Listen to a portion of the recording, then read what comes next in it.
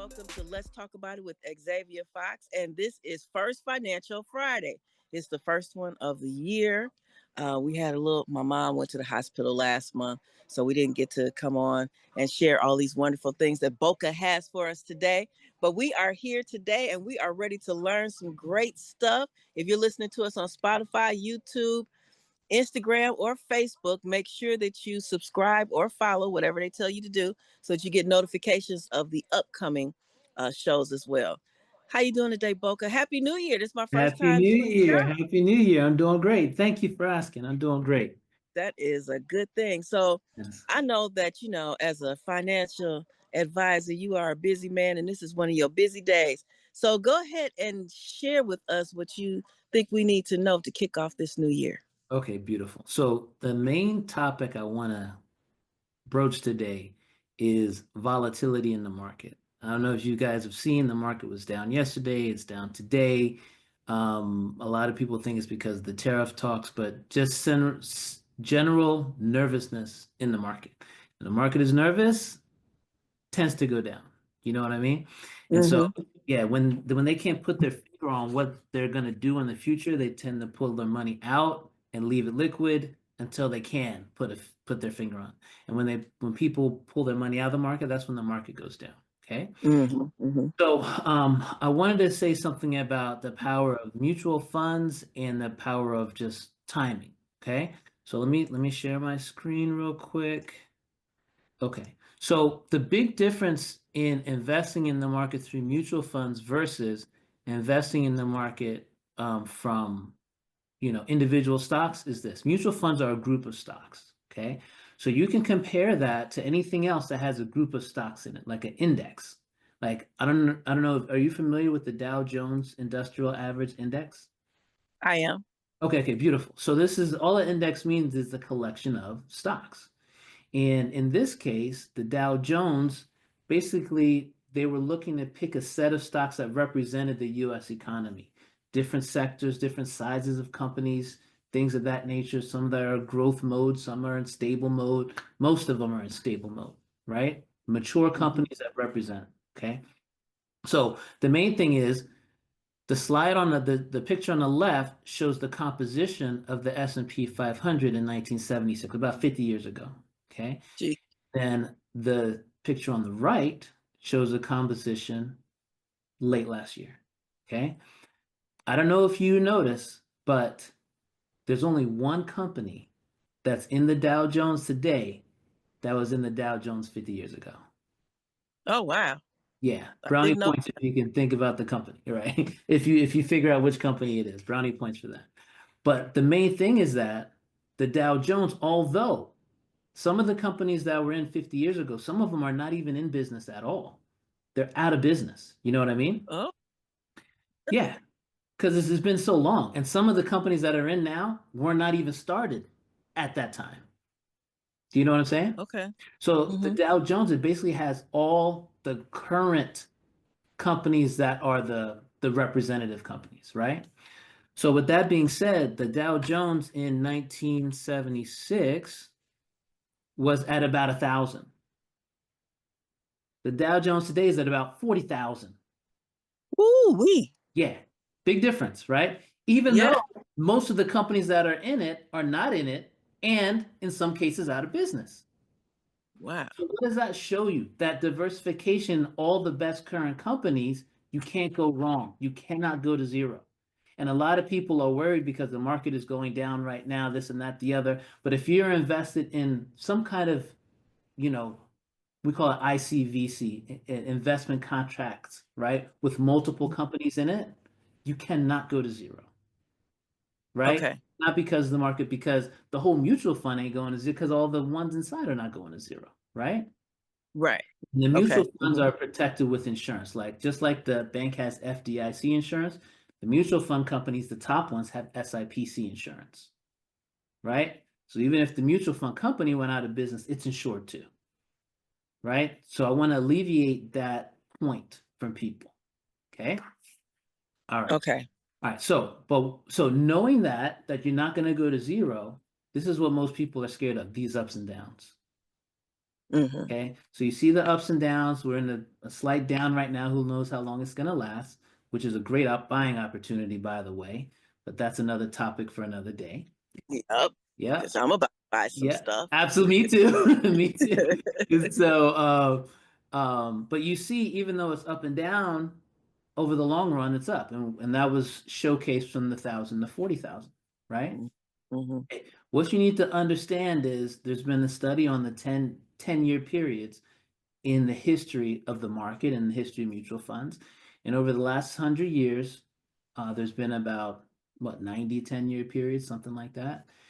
And what they found is that out of every 10 years, 2 or 3 years are down, and 7 or 8 years are up on average. Sometimes it's only one down, Okay. right? Sometimes it's four down, right? But on average, 2 or 3 years are down, and 7 or 8 are up. So we know that's going to happen in a 10-year span historically. Okay. Okay. Okay.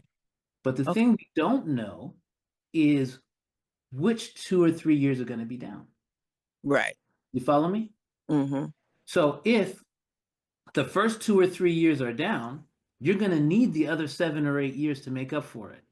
Mm-hmm. Okay. So you should not be invested in stock mutual funds if you don't have a 10-year plus time horizon. You with me? Mm-hmm.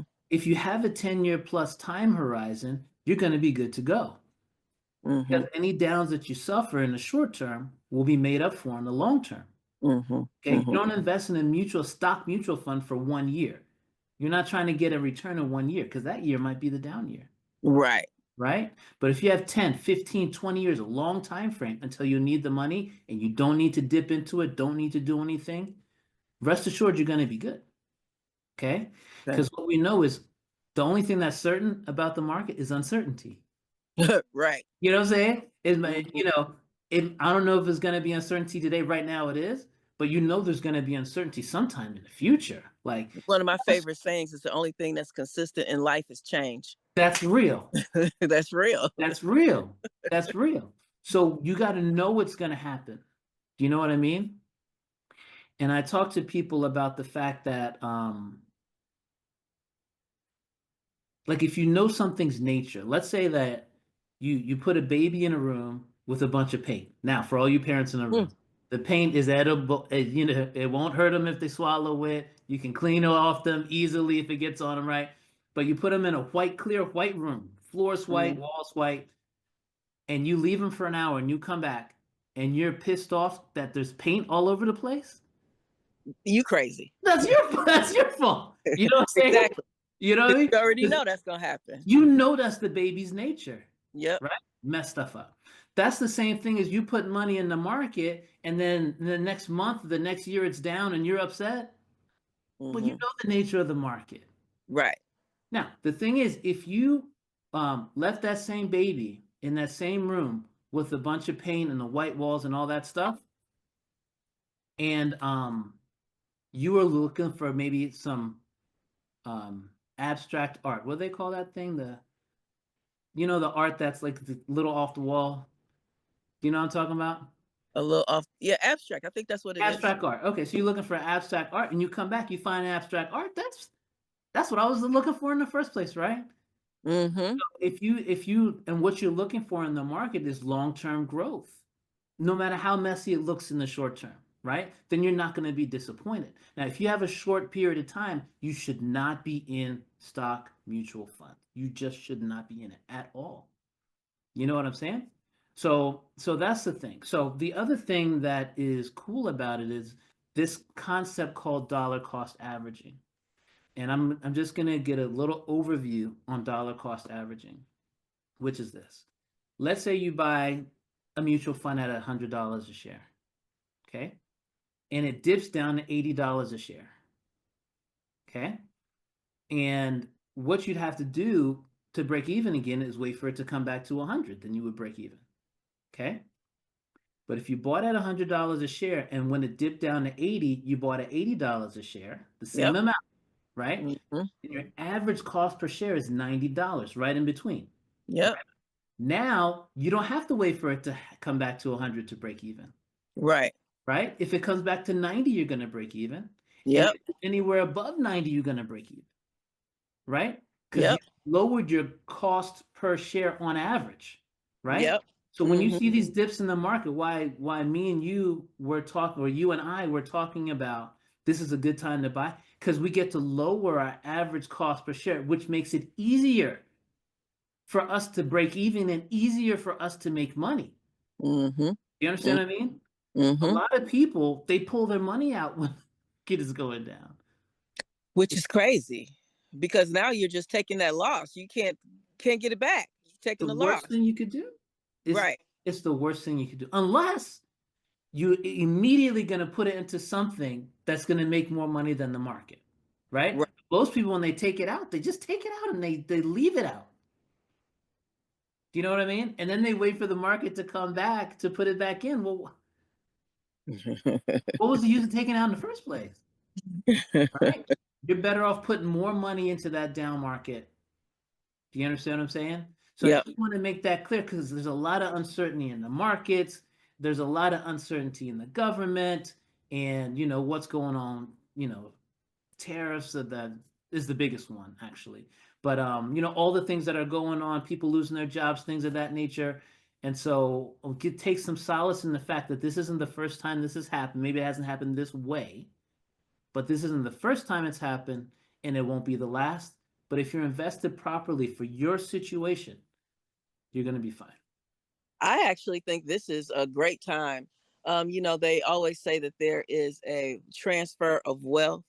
And so depending on how you set yourself up, if you're a consumer and you're spending every penny that you got, then yeah, you transferred your wealth already. But if you're an investor, then this is the time you really are waiting for, That's because real. stock prices go down, they're gonna go back up. That's You right. know, I'm watching my stock go down, but I know where it was before, and I've been investing for years now, so I understand the up and down of it. But yeah, this is the time when you really can gain some wealth, because those stocks that were before out of range for you to purchase at that point, they're down. Now you can get them because they're going to go back up. That's right. Now I have one stock that I bought during COVID, and it has not yet hit where it was Oh, pre-COVID, right. but it Right. has gone back up. It Right. was the lowest that it was ever during COVID, and now it's back up. But that used to be a $4,000 per share stock. You. I've been waiting on that one to go back where it was, because I bought it at like $40. I hear that. But that it's a gas, what, Yeah. energy stock. Energy. Yeah. And so we couldn't go anywhere during COVID. So it was way down. Nobody Yes. going Understood. anywhere. But yeah, this is a great time to get in on that transfer of wealth theology. I Hmm. agree. Yeah, it's not, I just want to make people aware that it's not the time to be scared. It's not the time to be, oh my gosh, clutching your purse and things of that nature. It's opportunity time. It's opportunity time. This is the time to find out what the need is when we're in these hard times, and start a business that Yeah. capitalizes on fulfilling a need. You know, this is definitely a time of opportunity. And it is a time when a lot of people are scared, though. Yes. I talk to a lot of people, and they just, they're going to cut this and they're going to cut that. Okay, well, that means you got to find another way, because you Mm-hmm. can't live your life letting other people always have control over what you get or don't get. Mm-hmm. How do you take control of your life? Don't be scared. Look at it as an opportunity. Yeah, that But reminds me of Warren Buffett's saying where he says, you know, um, be, opportunistic when people are fearful, and be right. fearful when people are opportunistic. And those people, they don't know when to be what. Hmm. Yeah, go a little opposite of the crowd on those types of things. Be So greedy. Be greedy when people are fearful, and be a fearful when lot of people are. people are opportunistic when situations, like, they're opportunistic in the wrong way, That's you know, right. because they see other people, us, that are taking opportunities in maybe the stock market, and when it goes up, but they are in a different frame of mind. And when they see us get something, then we become their opportunity. That's when you have to be afraid. There you go. Or have a gun, one or two. I don't know. Anyway. Well, Yeah. that was good stuff. So Yeah, just just a kind of little do a small little, point for today. if you could do just a quick little recap, I think we got a few more minutes. Do a quick little recap of Yeah. how mutual funds work and why people should Yeah. know it, right? Yeah, so the main thing about me, and there's a lot of reasons to be in mutual funds, but the main thing about mutual funds, it's multiple companies in the same investment. Mm. Okay. So and the comparison today was the Dow Jones Industrial Average. The Dow Jones, they're just picking them to represent the economy. And that 1,000 to 4,000, 40,000 in 50 years, that's about an 8% return, right? And they're not picking them to try to make money. Those mutual funds that people are invested in, they're picking the companies to try to make money. Mm. So they're averaging more than that, right? 10, 12, sometimes 15% return, in a 10-year plus time frame. So you can't go wrong with multiple companies because even if one company goes out of business, it's going to fall out of that mix and they're going to replace it with another company. Like we saw in the example, Apple wasn't even around in 1976. Right. You know what I mean? And now it's part of the Dow Jones, so there's Nike wasn't around. Nike wasn't around. So now there's going to be companies, 20 years from now in the Dow Jones that you never heard of. Same with the mutual fund. They're always going to get the best companies in there. So there's Mm-hmm. not a worry in the ups and downs and things of that nature if you're going to go to zero. It's not going to happen. Okay. And then don't be worried about the ups and downs because, uncertainty is certain in the market. You know what's Mm-hmm. going to happen. You know what I mean? But if you have a good enough time frame for your investment, then your stock mutual funds will return to you what they're supposed to return to you. If you have shorter than the time frame, maybe that's not the right investment for you at this time. Now, You do know, you think it's a good time for municipal bonds? well, like I say, everything's situational, so it always depends on what you have going on. But municipal bonds is mostly for people that are in high tax brackets. They don't want to pay a lot of taxes on what they make in their investments. So that's best for municipal bonds. Municipal bonds are fairly conservative. They don't Mm. have like big ups and downs and things of that nature. So if that's something you're interested in, that's something you could do. And bonds in general, the main use for bonds is that income. It pays an interest every month. Okay. So if you're looking for income off of your investments, bonds in general are great. Bonds in general are taxed. Municipal bonds are not taxed at all. You know what I mean? So, like I say, everything is situational, but yeah, it's a good time. It's a good time for any investment that fits your situation. Yeah. So municipal bonds pay out every month? Every single month.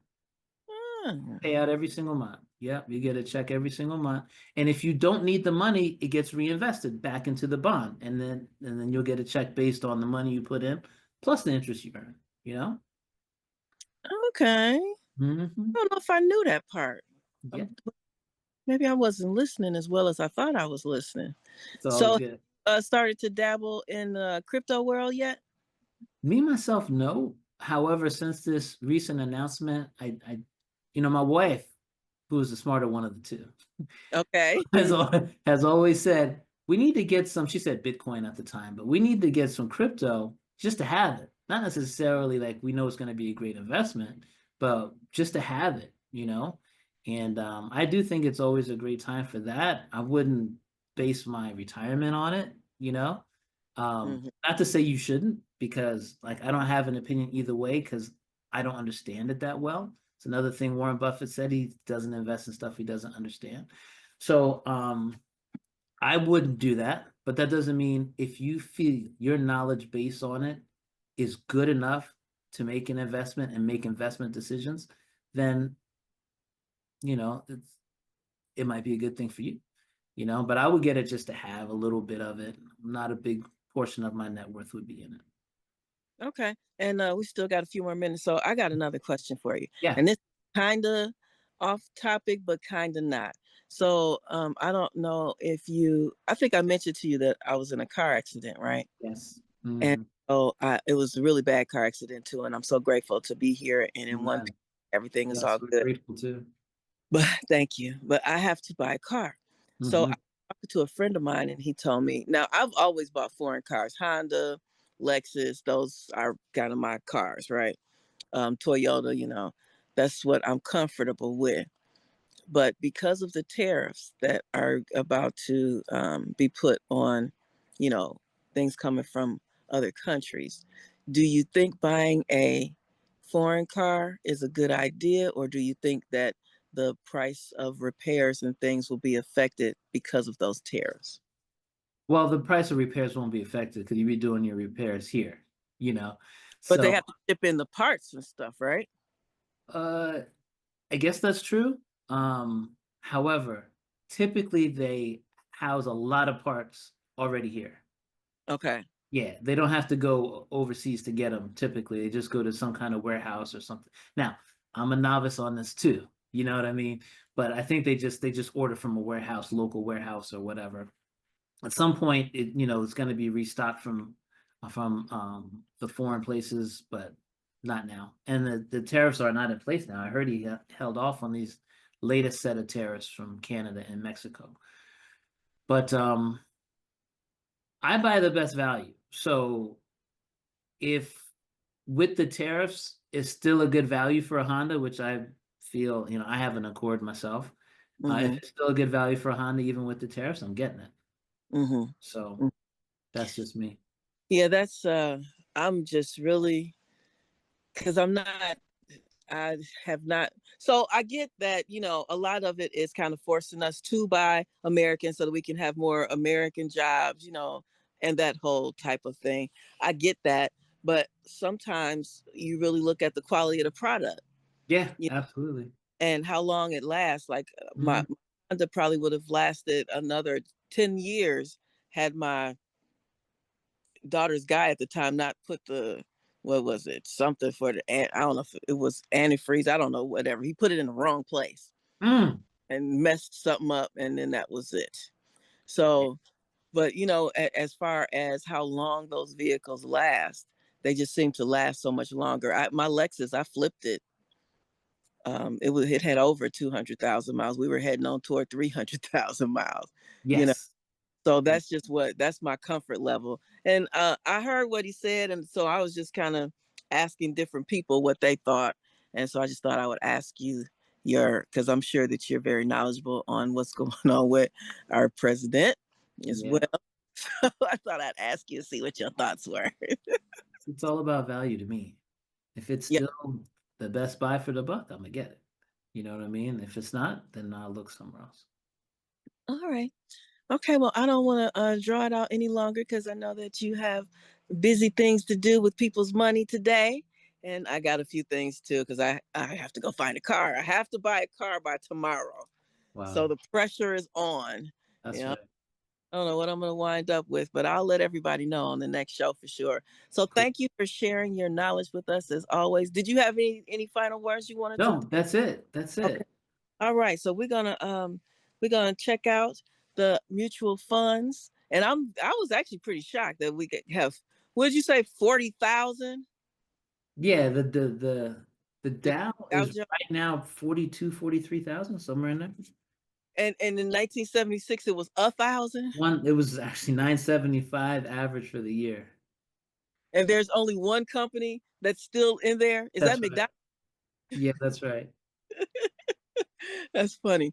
Okay, well, you enjoy the rest of your day, and everybody, thanks a lot for tuning in to Let's Talk About It with Xavier Fox. We try and get your mind right, and we try and get your money right. We That's got to right. try relationships right. So thanks for tuning in, and until next time, stay safe and be prosperous. And we're out. All right, take care, guys.